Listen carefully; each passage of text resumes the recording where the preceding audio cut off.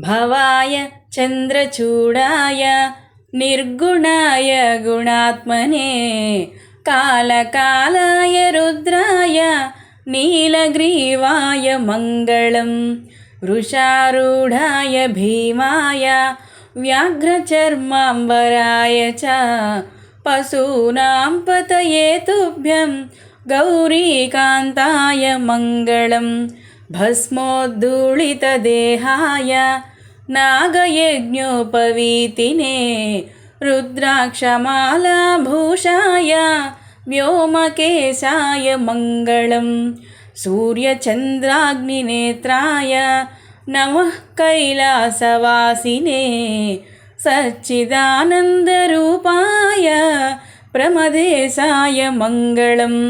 मृत्युञ्जयाय साम्बाय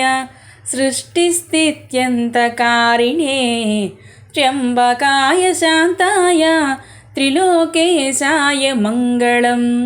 गङ्गाधराय सोमाय नमो हरिहरात्मने उग्राय त्रिपुराग्नाय वामदेवाय मङ्गलम् सद्योजाताय शर्वाय भव्यज्ञानप्रदायिने ईशानाय नमस्तुभ्यं पञ्चवक्त्राय मङ्गलम् सदाशिवस्वरूपाय नमस्तत्पुरुषाय च अघोराय च घोराय महादेवाय मङ्गलम् श्रीचामुण्डा प्रेरितेन रचितं मङ्गलास्पदं तस्याभीष्टप्रदं शम्भोः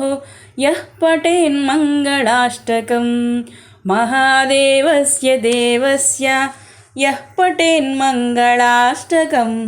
सर्वार्थसिद्धिमाप्नोति स सायुज्यं ततः परम् इति श्री